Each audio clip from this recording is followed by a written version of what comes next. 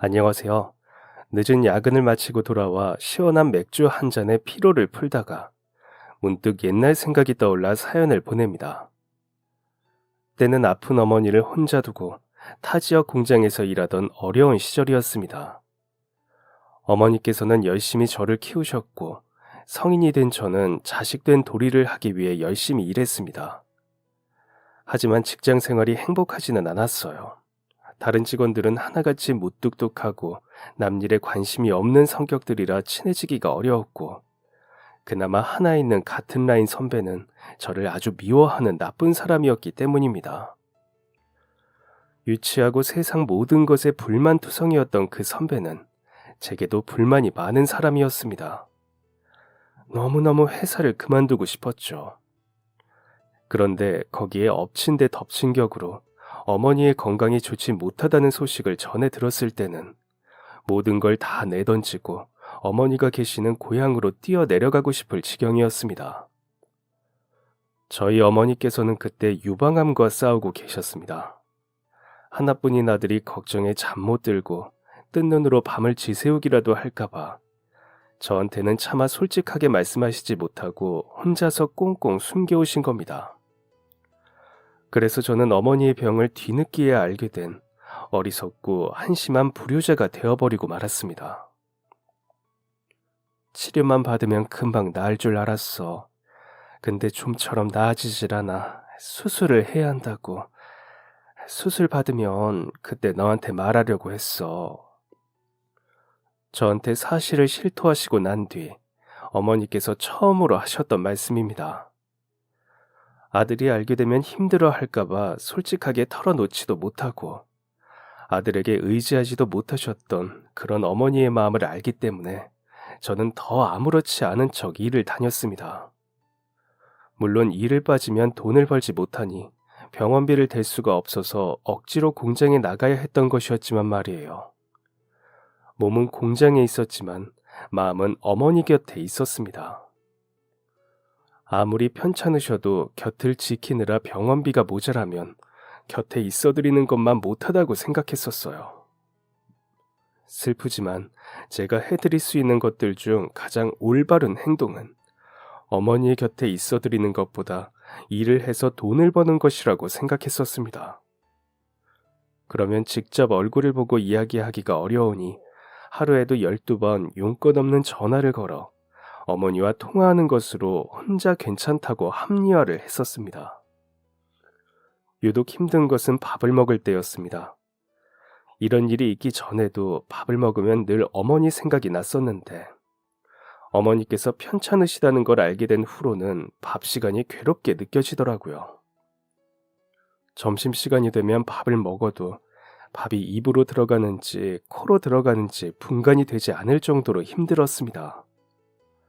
밥알이 아니라 모래알을 씹는 기분. 결국 식사도 잘 하지 못하고 나와야 했죠. 그대로 공장 뒤편에 있는 작은 공터에 몸을 웅크리고 앉아 하늘을 바라보았었습니다. 바닥에는 누가 태우다만 꽁초가 나뒹굴고 있었어요.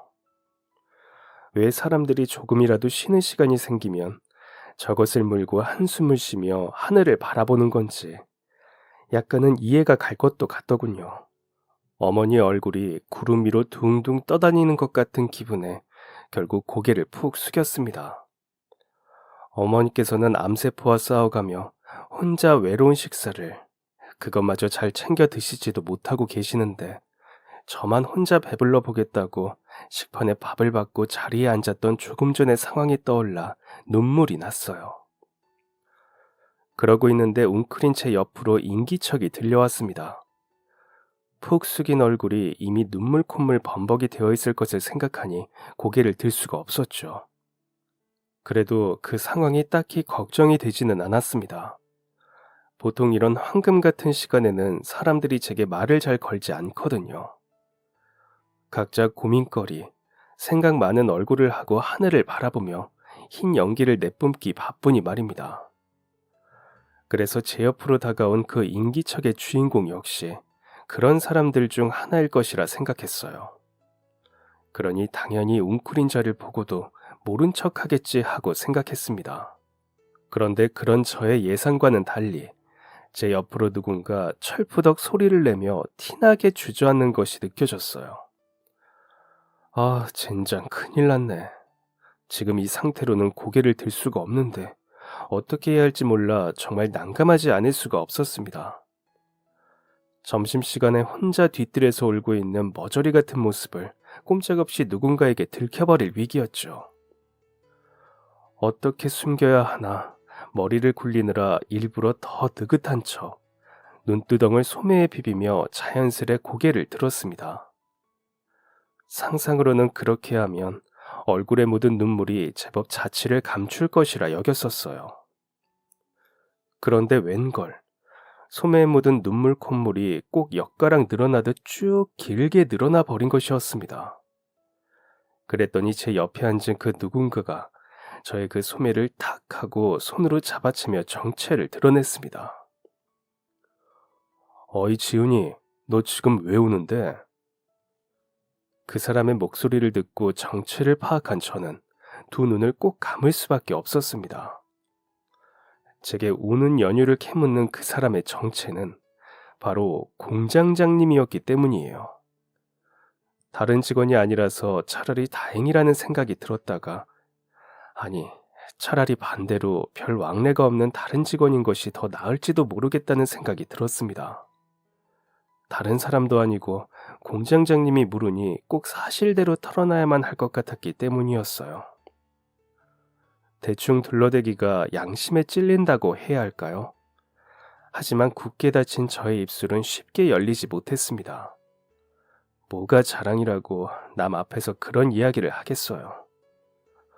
어떻게 대답해야 할지를 고민하다 보니 혼자 구석에 쭈그려 앉아 한심하게 눈물이나 흘리고 있었다는 사실을 들킨 것은 이미 아무렇지 않아져 버리더군요.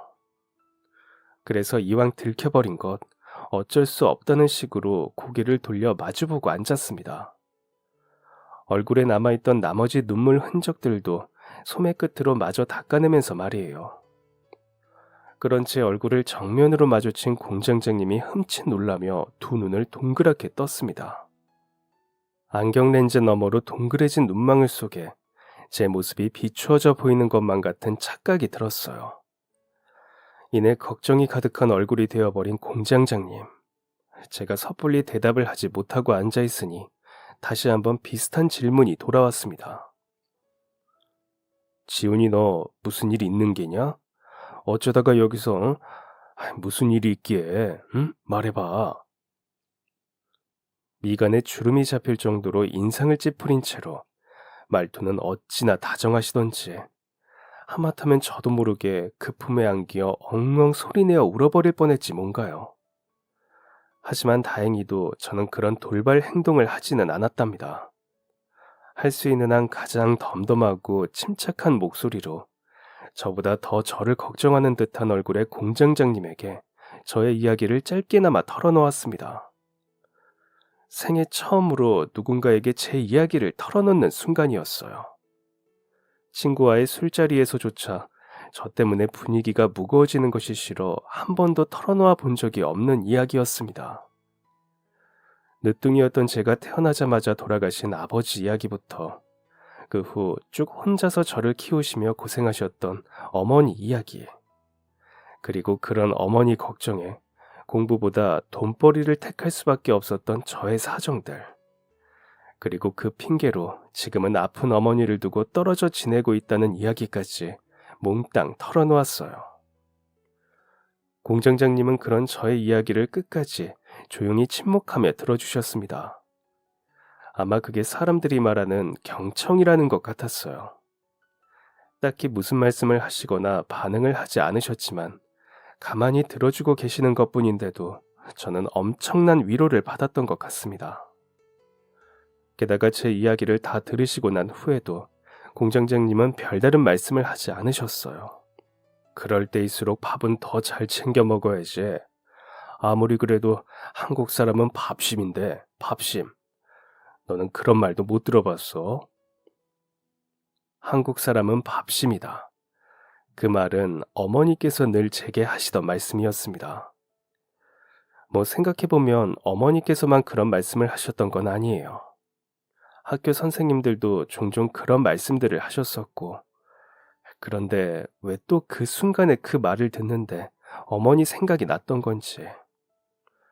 움츠러든 저의 어깨를 공장장님은 툭툭 가볍게 두드리셨어요. 머쓱함에 할 말이 없어진 저는 머리를 긁적이며 말했습니다. 내일은 밥 안 남길게요. 그런 저를 한번 힐끗 바라본 공장장님은 호탕한 웃음을 남기고 자리를 떠나셨고, 저는 그 후로도 점심시간이 끝날 때까지 그곳에 앉아 생각에 잠겼죠. 그때 저는 문득 그런 생각을 했습니다. 나는 참 생각을 대책 없이 하는 사람이라고 말이에요.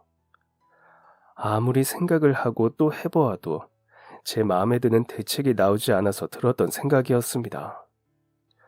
그런 우울한 시간들이 하루하루 흘러갈 때마다 저는 혼자 아픈 몸으로 느리게 흐르는 시간들을 견디고 있을 어머니 생각에 더욱더 마음이 불편해져 갔어요. 그리고 마침내 일이 터지고 말았습니다. 어머니께서 수술을 받으신 후에 병원으로부터 걸려온 전화였어요. 안 그래도 수술 이후 몸이 불편해 혼자 움직이기가 힘든 분인데 화장실에 혼자 가시다가 넘어지는 바람에 더 다치게 되셨다는 연락이었습니다. 심장에 꼭 불이 난 것 같은 기분이 들었어요. 더 이상은 여기서 일을 하고만 있는 것이 어머니를 위한 일이 아니라는 걸 깨달았습니다. 지금 엄마 곁에는 내가 필요해. 그래서 저는 그렇게 또 한 번 멋대로 판단해 결정을 내렸어요. 며칠 쉬어도 되겠느냐고 양해를 구하지도 못했습니다. 마음이 너무 급해서 누구에게 동의를 구할 여력 같은 것이 없었거든요. 충분히 차분했어야 했는데 그때 저는 너무 어렸습니다. 지금 생각해보아도 다시 그런 상황이 제게 닥친다면 똑같은 행동을 했을 것 같긴 합니다. 제게 가장 중요한 사람이 저희 어머니였으니까 말이에요. 그렇게 저는 공장장님께 일방적인 통보를 날렸답니다. 어머니께서 안 좋아지셔서 고향에 내려가야겠습니다. 일주일만 자리 비우겠습니다. 공장장님의 대답은 중요하지 않았어요. 사실 무어라 말씀을 하셨던 것 같은데 이미 머리가 돌아버린 상황에 그런 사소한 말들은 아무 기억이 남지 못했죠. 불이 나게 고향으로 달려가는 길. 너무 겁이 나서 그런지 처음과는 달리 눈물도 한 방울 나오지 않았습니다. 행여 수술한 부위가 잘못되지는 않았을지 걱정이 이만저만이 아니었어요. 게다가 어머니의 모습이 어떤 모습일지 상상이 가질 않아서 더 그랬는지 모르겠어요. 발목을 다치시고 넘어지면서 허리와 손목까지 삐끗하셨다는 어머니의 모습을 어느 자식이 상상으로 그려낼 수 있을까요? 다른 사람들은 어떨지 몰라도 적어도 저는 아픈 어머니의 모습을 그려내는 일이 쉽지가 않더군요. 본능적으로 원치 않는 일이라 그랬을 수도 있고 한 번도 본 적이 없는 모습이라 상상해내기가 쉽지 않았을 수도 있겠죠. 그렇게 직접 고향에 내려가 처음으로 마주한 어머니의 아픈 모습은 내려오는 길 내내 덤덤히 참아냈던 눈물이 무색할 만큼 편안한 모습이었습니다. 저는 놀라면서 동시에 안도했어요. 아직 어머니께서 다 나으신 것이 아니라는 걸 알면서도 겉보기에 괜찮아 보인다는 것에 저도 모르게 안도를 해버리고 만 것입니다. 뭐하러 여기까지 왔어? 엄만 진짜 괜찮은데. 많이 놀랐지? 나도 이 나이 먹고 넘어져서 상처에 연고 발라보는 게 어찌나 창피하던지. 나이 드니까 균형 잡기도 쉽지 않아. 넘어지겠다 싶은 순간에 순발력이 떨어져서 제대로 피하지도 못하고.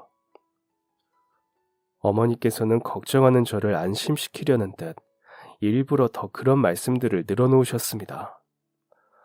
그렇지 않아도 충분히 창피했는데 제가 오는 바람에 더 창피해졌다는 둥. 나이가 드니까 창피할 일이 더 늘어나는 것 같다는 둥. 솔직히 말하자면 어머니의 그러한 말씀들에 안심했던 것도 사실이에요. 하지만 슬프게도 그런 안도감은 아주 잠깐이었습니다. 제가 잠깐 병원 1층에 있는 매점에 다녀오려고 문을 열고 엘리베이터까지 나갔다가 지갑을 두고 온 것을 깨닫고 다시 병실 문 앞에 당도하면서 어머니의 진짜 모습과 마주하게 되었기 때문입니다. 혼자 조용히 낑낑거리고 이리저리 마음대로 뒤척이지 못해 괴로워하는 표정.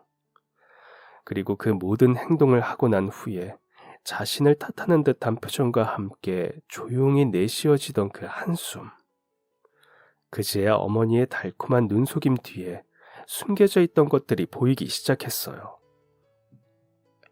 팔과 손등에 매달린 주렁주렁한 수액줄, 파리한 안색, 갈라지고 찢어진 입술, 몇 채를 감지 못한 머리카락.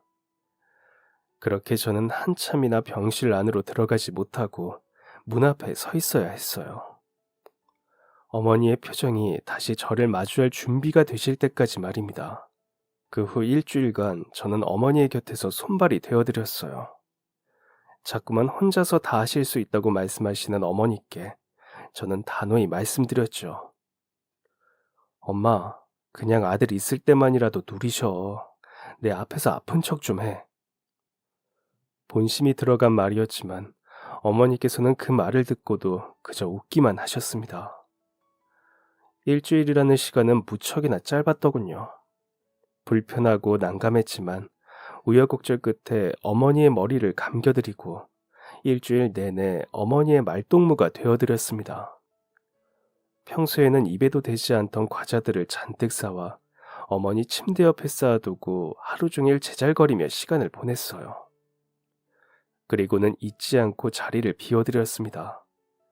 저 때문에 억지로 고통을 참아야 하는 시간이 길어지지 않도록, 제가 자리를 비운 사이 마음껏 아파하실 수 있도록. 물론 저는 문 밖에 서서 그 모습을 지켜보았지만 말이에요. 그리고 기도할 뿐이었습니다. 부디 하루빨리 건강을 되찾으시게 해달라고. 꿈같던 일주일이 순식간에 지나가고 다시 기숙사로 돌아가야 할 날이 되었어요. 어머니의 아침 식사를 도와드리고 떨어지지 않는 발걸음을 돌려 병원 문을 나섰습니다. 굳이 괜찮다는 저를 억지로 이겨먹은 어머니께서 병원 로비까지 그 몸을 이끌고 배웅을 해주셨어요. 그렇게 뒤돌아서 병원 문을 완전히 빠져나오며 어머니의 문자를 받고 저는 생각했습니다. 아들 웃는 거 봐서 엄마 좋네. 무작정 걱정하고 화내지 말고 엄마 혼자 이겨낼 수 있다고 믿고 응원해줘서 고마워. 역시 우리 아들밖에 없다. 엄만 진짜 행복해. 하나도 안 슬퍼. 엄마 보며 활짝 웃어주는 우리 예쁜 아들이 있어서. 어머니 앞에서 울지 않길 정말 잘했다고 말이에요. 일주일이라는 시간 동안 내내 함께 웃기만 했던 것이 어머니께 좋은 활력이 되었던 것 같아요. 물론 저에게도 그러했습니다. 다시 기숙사로 돌아가기 싫을 정도로 말이죠. 그냥 그 일주일처럼 계속 어머니 곁에 붙어있고만 싶을 정도로. 하지만 현실은 이미 저를 버스에 태워 공장 기숙사 앞에 데려다 놓았습니다. 직원들이 한참 점심 식사를 마치고 난 후의 시간대였어요. 평소에는 제게 관심도 없고 그냥 안녕하세요 하는 인사밖에 나누지 않았던 다른 직원들이 하나둘 제게 안부를 물어왔습니다. 고향 다녀오셨다면서요? 어머니는 괜찮으세요? 저는 고개를 끄덕이며 걱정해 주셔서 감사하다고 인사를 드렸어요. 그러는 순간까지도 어색했죠. 공장 사람들이 그런 말을 건네줄 것이라고는 예상하지 못했었기 때문에 더 그랬습니다. 그래도 한편으로는 몇 년 동안 함께 얼굴을 보고 지냈던 사람들이 제게 그런 말을 건네어준다는 것이 고맙고 감동스러웠어요. 그런데 그렇게 어색한 미소가 오고 가던 그 순간이었습니다. 동진 선배가 식사를 마친 후인지 이쑤시개를 입에 문 채 제 앞으로 걸어왔어요. 덕분에 제게 말을 걸던 직원들은 하나둘 뿔뿔이 흩어졌습니다. 일주일씩이나 회사를 결근하고 말이야, 일 똑바로 안 해? 그동안 을에 제게 그래왔듯이 저를 향한 시비가 시작되었어요. 그 선배의 행동에 피곤한 마음이 더 커졌습니다. 왜 저만 보면 못 잡아먹어서 안달인 건지, 오늘 같은 날은 그냥 좀 내버려 둬줄 수는 없는 건가 하는 생각이 머리 위로 맴돌았어요. 그래서 평소와는 달리 저도 모르게 인상이 찌푸려졌습니다. 그리고 그 선배가 그런 저의 표정을 그냥 지나칠 리가 없었죠. 어쭈, 표정 봐라. 야, 너 뭐 믿고 그렇게 나대냐? 인상 안 풀어? 이게 아차 싶었습니다. 여태 한 번도 그 선배의 시비에 휘말리지 않고 잘 지나왔었는데, 선배는 저의 구겨진 얼굴을 지나치지 않고 마치 잘 걸렸다는 듯이 제 앞으로 다가왔어요. 곧 멱살을 잡기라도 할 기세였죠. 본능적으로 마주쳤던 눈을 피하고 말았습니다. 이런 일에 휘말리는 것은 원치 않았어요. 그냥 조용히 일만 하고 싶었으니까요. 그런데 선배가 입을 가만히 두질 않더군요. 정말 사람을 미쳐버리게 만들더라고요. 듣자 하니 고향 갔다 온 거라며? 야, 누구 여기 고향 없는 사람 있나? 여기 누구 엄마 없는 사람이 있냐고. 누구는 팔자 좋게 엄마 보고 싶다고 쪼르르 달려가서 얼굴 보고 오고, 누구는 빠진 놈 대신해서 힘 빠지게 일이나 하고 있고 말이야. 이게 맞냐? 맞아? 너만 엄마 있어? 어? 유치했습니다. 정말 유치한 시비였어요. 그런데 왜 그렇게 그 소리가 듣기 싫고 거슬렸는지 모르겠습니다. 그 사람의 입에서 엄마라는 단어가 나오는 것이 몹시 싫었고, 편찮으신 어머니께 다녀온 제 사정은 알지도 못하고 엄마가 보고 싶어 쪼르르 달려갔다고 비꼬는 태도가 마음에 들지 않았습니다. 정말 참으려고 했는데 결국 화가 머리 끝에서 폭발하고 말았어요. 저는 가지고 있던 짐가방을 그대로 바닥에 내동댕이 치며 그 선배를 쳐다봤습니다. 솔직히 그 정도로만 화를 분출하면 선배가 놀라서 그만둘 줄 알았어요. 그동안 그렇게 겪어놓고도 제가 영 그 선배를 물렁하게 봤던 것이었죠. 선배는 화를 내는 저보다 더 불같이 화를 내며 제게 달려들었습니다. 제가 짐가방을 바닥에 던진 것은 아무것도 아니라는 듯 선배가 제 멱살을 잡고 그대로 저를 바닥에 집어 던지더군요. 힘이 없는 저는 그대로 바닥에 고꾸라졌고, 등을 돌려가던 다른 직원들이 그런 저희를 말리기 위해 하나둘 모여들었어요. 그만하라고, 회사에서 못들 하는 짓이냐고 하는 소리들이 들려왔지만 그 선배는 멈추지 않았습니다. 마치 오랫동안 기다려온 순간이라는 듯 저를 향해 달려들고 또 달려들었어요. 제가 할 수 있는 최고의 방어는 그 선배의 몸을 피하는 것뿐이었습니다. 멱살을 잡으려 달려들면 몸을 피하고 또 피하고, 하지만 그것도 몇 번 반복하다 보니 수를 잃혔어요. 선배는 이런 일이 한두 번이 아니었다는 듯 도망치는 저의 멱살을 능숙하게 잡아챘습니다. 꼼짝없이 선배의 손에 잡힌 내 모습, 그 자세로 눈이 마주치는 순간은 아주 짧고 강렬했습니다. 그리고 그 잠깐의 시간이 채 지나가기도 전에 눈앞에 별이 번쩍했어요. 사람들의 비명소리와 뜯어말리는 욕치거리들이 귓가에 들려왔습니다. 내가 드디어 제대로 한 방 맞았구나. 얼굴에 주먹질을 당해본 것이 태어나 처음이었습니다. 눈앞에 별이 번쩍한다는 말이 무슨 말인지를 제대로 경험한 순간이었어요. 그리고 되도록 두 번 다시 똑같은 경험을 하고 싶지 않다는 생각이 본능적으로 들더군요. 많이 아팠습니다. 드라마나 영화를 보다 보면 주먹으로 턱을 치는데 왜 입술이 찢어지는지 이해가 가지 않았었는데, 이빨을 채 다물지도 않은 순간에 무력이 가해지니 제 송곳니에 입술이 찢어지더라고요. 어금니에 잘못 씹혀 터진 입안은 말할 것도 없었어요. 얼얼하고 짜릿한 기분이 불쾌하게 얼굴을 감쌌고, 그것은 한 대로 끝나지 않았습니다. 얼굴을 붙잡고 볼품없이 바닥에 고꾸라진 저를 그 선배는 신명나게 밟아댔습니다.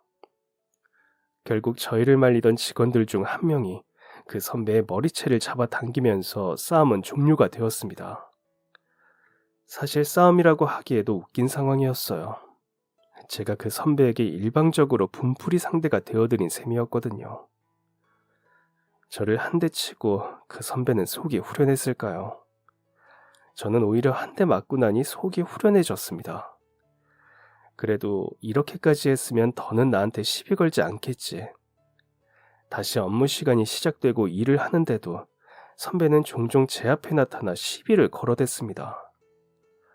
자신이 제게 주먹을 휘둘렀다는 사실을 강조하고 싶은 건지, 제가 그 주먹에 날아가 버린 것이 마음에 들었던 것인지 연신체 앞에서 비아냥거리며 욕지거리를 뱉어댔죠. 참다 못해 제 옆에서 함께 일하던 상사가 한 소리 했지만 그것도 듣는 둥 마는 둥 했습니다. 결국 제 귀를 닫는 수밖에는 없었어요. 맞은 곳이 아픈 것도 서러운데 그날따라 하루가 어찌나 안 가던지. 그런데 마침내 퇴근 시간이 되었을 때 저희 쪽으로 공장장님이 다가오셨습니다.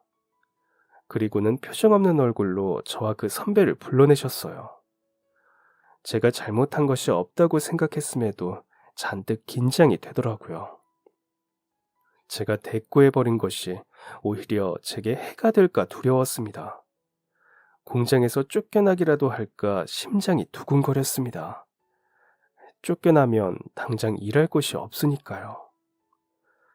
그렇게 긴장하며 뒤따라간 곳에서 공장장님은 저희에게 말없이 봉투 하나씩을 내미셨어요. 어쩐지 차마 그 봉투를 열어볼 수가 없겠더라고요. 열지 못하고 봉투 끝을 하염없이 매만지며 고민했습니다. 어떻게 잘못했다고 말씀을 드려야 할지를. 그런데 그 선배는 그런 것 따윈 아랑곳하지 않는다는 듯 자신 있게 봉투를 열었습니다. 그리고 잠깐 흠칫하더니 공장장님을 향해 믿을 수 없다는 듯 격앙된 목소리로 묻더군요. 이게 뭡니까? 공장장님은 제게도 어서 봉투를 열어보라는 듯 눈짓하시며 그 선배를 향해 말씀하셨어요. 동진이 넌 내일부터 안 나와도 된다. 사직서 써라. 너처럼 엉망진창에 회사 분위기 다 망치고 사람까지 두들겨 패는 놈 필요 없다. 나는 너 같은 인간 말종하고는 일 더 못한다. 우리 직원들도 너 같은 놈 곁에 더는 못 두겠다. 선배의 봉투에는 사직서가 들어있었습니다. 선배는 짜증난다는 듯 봉투를 바닥에 내팽개쳤어요. 그리고 공장장님은 아랑곳하지 않고 그 봉투를 다시 주어 선배의 손에 억지로 쥐어주셨습니다. 또 욕지거리를 내뱉는 선배의 목소리가 들려왔어요. 네가 평소에 행실이라도 좋았으면 일이 이렇게까지 안 됐어. 그동안 내가 너 봐온 것들, 직원들한테 이야기 들은 것들 종합해서 내린 결정이니까 더 진상 피우지 마라. 지훈이, 너는 얼른 봉투 안 열어보냐? 선배가 욕을 내뱉고 공장장님이 나무라는 것을 넋놓고 보고 있으니 공장장님이 제게 말씀하셨습니다. 제게 건네신 봉투에는 무엇이 들어있을지 긴장이 되었어요. 설마 오늘 하루 저 선배와 싸웠다는 이유로 제게도 사직서를 주셨을까 하는 걱정 때문이었죠. 하지만 그렇게 결정을 내리신다 한들 어찌 반박할 여지가 없었습니다. 봉투를 열기가 너무너무 무서웠지만 두 눈을 질끈 감고 제발 사직서만은 아니기를 기도하며 봉투 속에 들어있는 종이를 꺼냈습니다. 그리고 저는 봉투 속에 들어있는 종이의 정체를 확인하고 그대로 자리에 굳어버리고 말았어요.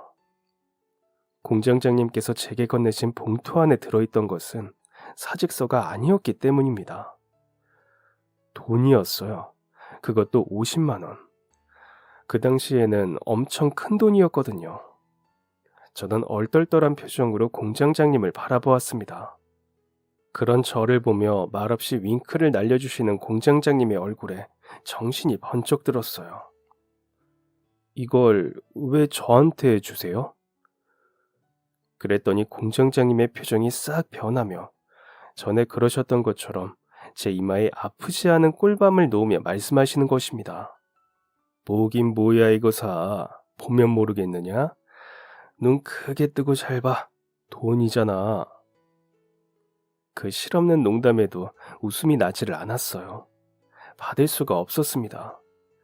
저는 얼른 그 돈을 봉투에 다시 넣어 공장장님께 내밀었어요. 이걸 왜 저를 주시느냐고, 한 것도 없는데 왜 제가 이 돈을 받느냐고. 그때 공장장님이 제게 말씀하셨어요. 줄 때 받아. 이런 날이 날이면 날마다 오는 게 아니잖아. 너 보니까 나 어릴 적 생각도 나고 해서 힘내라고 주는 거야. 다른 뜻 없으니까 갚을 생각 말고. 그리고 나중에 주변에 너처럼 도움 필요한 어려운 사람이 있거들랑 그때 꼭 도와. 너같이 성실하고 부모 생각할 줄 알고 착한 놈은 이런 도움 받을 자격 있는 거야. 그렇게 저를 괴롭히던 선배 직원을 내쫓아주고 제게는 자신의 개인 사비로 50만 원을 쥐어주셨던 그 공장장님은 얼마 후 다른 곳으로 정근을 가시게 되었습니다. 그날의 감동을 공장장님에게 제 마음 다해 갚기도 전에 떠나신 것이었죠. 공장장님과의 갑작스런 이별이 속상하고 아쉬웠지만 그래도 저는 그분이 제게 봉투를 쥐어주셨던 그날 이후부터 희망을 갖고 살게 되었습니다. 해야만 하니까 하는 수밖에 없었던 지난 날들과는 달리 조금은 행복을 꿈꾸어 보기로 했어요. 제 행복을 위해, 저희 가족을 위해 희망을 갖고자 마음먹으니 한층 긍정적인 사람으로 변하는 저를 볼 수 있더군요. 공장장님과는 그렇게 인연이 끊겼지만 그분으로 인해 더 열심히 살기로 결심한 제 삶엔 점차 행복이 찾아들었습니다. 돈이 필요한 순간에도 그분께서 주신 50만 원만큼은 손도 대지 않고 부적처럼 지니고 지냈었어요. 그냥 왠지 그래야 할 것만 같았거든요. 그런데 그 돈이 정말 제게 부적이 되어주었던 것인지 좋은 기회로 사업을 할 인연이 닿게 되었고 그렇게 저는 평범한 공장 직원에서 사업가로 거듭나는 삶을 살게 되었습니다. 화려하고 번지르르한 부자가 되지는 못했어도 제 이름으로 사람들에게 신뢰를 쌓아가는 저의 일이 생겼다는 것이 기쁘고 벅찼어요. 물론 익숙하지 않아 일사천리로 일이 풀렸던 것은 아니었지만 그래도 결과적으로 제게 좋은 결과를 가져다 주었답니다. 남들은 제게 말했죠. 어떻게 그렇게 짧은 시간 안에 성공할 수 있었어? 그 사람들에게 제 비결이 그 50만 원짜리 부적이라고는 차마 말하지 못했습니다. 그 50만 원이 제게 가져다 준 용기와 희망은 제 삶을 그렇게나 바꾸어 놓았습니다. 그리고 한 가지 더, 저희 어머니는 완쾌를 하셨습니다. 어머니의 완쾌가 물론 그 50만 원 덕분은 아니겠지만 저는 어쩐지 그분의 마음이 중요한 순간에 와닿은 것만 같았어요. 어디에서 뭘 하고 지내시는지 도통 알 길이 없는 공장장님에게 감사한 마음을 텔레파시로 전하고 또 전했습니다. 꼭 닿기를 바라면서 말이에요. 그러던 어느 날 저희 회사의 직원 중 한 명이 꼭 저와 비슷한 처지에 놓이게 되었습니다. 저처럼 회사 구석에서 쭈그려 앉아 울고 있었던 것은 아니었고 복도에서 누군가와 통화를 하며 서럽게 우는 직원을 제가 우연히 보게 된 것이었어요. 그 눈빛, 말투, 불안해하는 몸짓에서 단박에 눈치챌 수가 있었습니다. 소중한 사람에게 무슨 일이 있구나. 붙잡고 이야기를 들어보니 그 직원의 아버지가 몸이 불편해 오랫동안 병원 신세를 지고 있었던 모양이었습니다. 그러고 보니 전에 한번 들었던 기억이 났어요. 왜 그동안 신경 써주지 못했었지? 번뜩 후회가 밀려들었죠. 저 사느라 바빠서, 일에 신경 쓰느라 바빠서 정작 직원들을 돌보지 못했던 것입니다.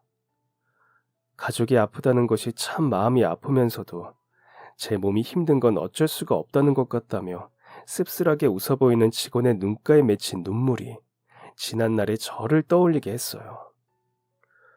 우는 모습을 들키고 싶지 않아서 바보처럼 굳어있던 그때의 제 모습, 그리고 제게 따뜻한 손길을 내밀어 주셨던 공장장님의 마음, 거기까지 생각이 미치자 저는 망설이고 싶지 않아졌습니다. 그래서 그때까지도 부적처럼 지니고 다니던 공장장님의 50만 원을 꺼냈어요. 그리고 그 봉투에 제 지갑에서 꺼낸 50만 원을 함께 넣어 그 직원에게 건넸습니다. 역시나 직원이 화들짝 놀라며 봉투를 다시 제게 내밀었어요. 받을 수 없다고, 이걸 왜 자기가 받느냐고 밀어내는 직원의 모습이 몇 년 전의 저의 모습과 크게 다를 바가 없더군요. 그래서 절로 웃음이 나는 것을 꾹 참으며 그 예전에 공장장님께서 제게 해주셨던 것처럼 그 직원에게 말했습니다. 지치지 말고 힘내라고 드리는 겁니다. 다른 뜻 없어요. 갚을 생각하지 마시고 나중에 희수 씨 주변에 도움 필요한 어려운 사람 있으면 오늘을 떠올려 보세요. 저도 예전에 어떤 분한테 이런 부적과 마음을 받았던 적이 있거든요. 그때 그분이 그러셨어요. 너같이 성실하고 부모 생각할 줄 알고 착한 놈은 이런 도움 받을 자격 있는 거야 라고. 그분 눈에는 제가 그렇게 보였나 봐요. 희수 씨한테 저도 그렇게 말씀드리고 싶어요. 가족 생각에 눈물 지을 줄 아는 착한 사람은 가끔 이런 도움을 받을 자격이 있다고 말이에요. 그 직원은 뭐라 대답도 잘 하지 못하고 엉엉 목 놓아 울며 봉투를 끌어안았어요. 그 표정에서, 그 떨리는 손길에서 저는 느낄 수 있었습니다. 얼마나 절실한 상황인지를, 얼마나 힘이 들었었는지를. 그렇게 그 직원을 도왔지만 어쩐지 마음이 후련하지는 못했어요. 얼른 그 직원에게서 좋은 소식이 들려와야 마음이 편할 것 같았거든요. 하지만 저도 경험해본 사람이라 잘 알고 있었습니다. 그런 소식은 그렇게 빨리 들려오지 않는다는 것을 말이에요. 시간은 흐르고 또 흘렀고 그 사이 제 머릿속에는 그 직원에 대한 걱정이 점점 줄어들어갔죠. 할 일이 많아 잊힌 것도 있습니다. 그러는 동안 그 직원은 회사를 그만두었습니다. 다른 일을 시작한다던 그 직원의 앞길을 저는 마지막으로 조용히 응원해 주었어요. 그 사람이라면 회사를 그만두고 어떤 길을 택하든 좋은 일만 있을 것이 분명했습니다. 그렇게 제 삶도 고요히 흘러가는가 했는데 어머니 때문에 다시 걱정거리가 생겨버렸습니다. 저희 어머니께서 언젠가부터 계속 요양원 이야기를 하시더라고요. 누구보다 제가 얼른 장가에 들기를 바라시던 분이었는데 어머니와 함께 사느라 어머님 눈엔 제가 어머니를 챙기느라 제가 결혼도 하지 않는다고 생각을 하셨던 모양입니다. 혼자 사시는 건 제가 죽어도 안 된다고 반대를 해대고 어머니께서도 혼자 지내기에는 무리가 있다고 생각하셨는지 친구분들에게 수소문해서 요양원을 알아오셨더라고요. 결국 어머니께서 알아오신 요양원보다 환경이 조금 더 좋은 곳으로 가시기로 약속을 하고 그렇게 요양원으로 모시게 되었습니다. 솔직히 영 내키지 않았어요. 떨어져 지내야 한다니. 아무리 기술이 좋고 서비스가 좋다고 하더라도 아들인 저보다 좋을 수는 없다고 생각했었습니다. 그러면서 한편으로는 제가 일하느라 하루에 몇 시간 집을 비우는지 생각해보게 되었어요. 사업을 하면서부터 잦은 야근과 출장에 어머니를 돌볼 시간이 많이 줄어든 것도 사실이었습니다. 물론 어머니의 고집을 꺾을 수 없었던 것이 가장 큰 이유였지만 말이에요. 그렇게 어머니를 요양원에 모시는 첫날, 그 병원에서 놀라운 일이 일어났습니다. 사장님. 그곳에는 초롱초롱하고 맑았던 얼굴만이 여전한 예전의 그 직원이 서 있었어요. 저를 만나게 되어 마치 무척이나 반갑다는 듯이 활짝 웃는 얼굴을 하고서 말이죠. 저는 그 직원을 단박에 알아보았습니다. 하고 다니는 머리 스타일이나 옷 입는 스타일이 많이 달라졌는데도, 그리고 그간의 세월이 많이 흘러 있었는데도 바로 알아볼 수 있겠더라고요. 희수 씨, 이게 얼마만이에요? 요즘 엄청 잘 나간다고 소문이 자자하던데 한국에 없다고 들었는데 여긴 어쩐 일이에요? 우리 회사에서 쭉 오래 근무하고 있었던 직원이 종종 희수 씨의 소식을 전해줬었기 때문에 어떻게 지내는지 알고 있었습니다. 좋은 외국계 기업에 합격해 그곳에서 지내며 승승장구하고 있다는 희수 씨의 소식은 듣는 내내 제게 좋은 기운을 가져다 주는 것 같았었는데 이렇게 한국에서 다시 만나게 될 줄은 미처 몰랐습니다. 그래서 더 반가웠던 것 같아요. 그런데 하필 만난 곳에 요양원이라 말을 뱉고부터 흠칫했어요. 희수 씨의 아버지께서 몸이 편찮으셨던 기억이 떠오른 것이었습니다. 하지만 희수 씨는 여전히 활짝 웃는 얼굴로 말했습니다. 성공하겠다고 미국으로 날라버린 딸, 오랜만에 아버지한테 잔소리 듣고 싶어서 왔죠. 그리고 그 순간, 저는 희수 씨와 마주친 순간과는 비교도 할 수 없을 만큼 깜짝 놀라 바닥에 주저앉고 말았습니다. 아이고, 이게 누구야? 설마 너 지훈이냐? 저는 입을 틀어막았습니다. 희수 씨의 아버지는 예전에 제가 일했던 공장의 공장장님이었어요. 바닥에 무릎을 꿇은 채 공장장님에게로 다가가 와라 끌어안았습니다. 너무 놀라서 턱이 빠질 것 같은 저와는 달리 공장장님은 익숙한 말투로 늘 그랬던 것처럼 농담을 건네셨어요. 아이고, 무릎 닳겠다 닳겠어. 누가 보면 이상가족 상봉이라도 하는 줄 오해하겠어. 그렇게 저희는 10년 만에 다시 만나 반가운 이야기를 나누게 되었습니다. 늘 건강하시던 공장장님이 휠체어에 앉아 계신다는 게 큰 충격이었던 저는 그 앞에서 울어버려서 또 꿀밤을 맞고 말았지만 말이에요. 알고 보니 공장장님이 전근을 가신 후 제가 승승장구하는 동안 공장장님은 그곳에서 몸을 다치게 되셨다고 합니다. 그런데 도저히 다시 일을 할 수 없는 상태가 되시는 바람에 집안이 기울어갔다고 하시더군요. 그 후 딸이 열심히 살아 외국 기업에 보란듯이 합격하고 기울어져 가던 집안을 일으키게 되었다고. 그리고 그 딸이 바로 희수 씨였습니다. 저는 공장장님의 손을 꼭 붙들었습니다. 저한테 주셨던 부적 기억하세요? 공장장님은 도저히 모르시겠다는 듯 자기가 언제 제게 부적을 주었느냐고 물어오셨어요. 그때 저한테 주셨던 50만 원 말이에요. 저 그거 한 푼도 안 쓰고 부적처럼 지니고 다녔거든요. 저한테 주신 그 50만 원이 저한테는 그냥 평범한 돈이 아니라 마음의 부적 같은 존재였어요. 그 돈을 지니고 다니면 제가 더 올바른 생각을 하게 됐거든요. 지긋지긋한 현실에 진절머리치면서 몇 번이고 좌절하고 다 포기하고 싶을 때나 마음이 가라앉고 우울해서 제 미래에 아무것도 보이지 않는 것만 같았을 때 그 돈을 생각하고 그때 공장장님을 떠올리면 마법처럼 희망찬 마음을 가지게 됐었어요. 정말 신기하죠? 제가 공장장님 그 마음 하나에 많이 의지하고 기대며 살았습니다. 그동안 그리고 그렇게 의지하며 지내다 보니 일도 잘 풀리고 전보다 더 유연하게 생각하는 좋은 습관도 생기게 됐어요. 진짜 귀한 돈이었어요. 그랬기 때문에 더 보물처럼 아끼며 지냈었는데 그렇게 아끼던 걸 몇 년 전에 누군가에게 선물했습니다. 그리고 그 누군가가 사실 옆에 있는 희수 씨예요. 왜 공장장님이 그러셨잖아요. 갚을 생각 말고 다음에 저처럼 힘든 사람 만나게 되면 꼭 도와주라고.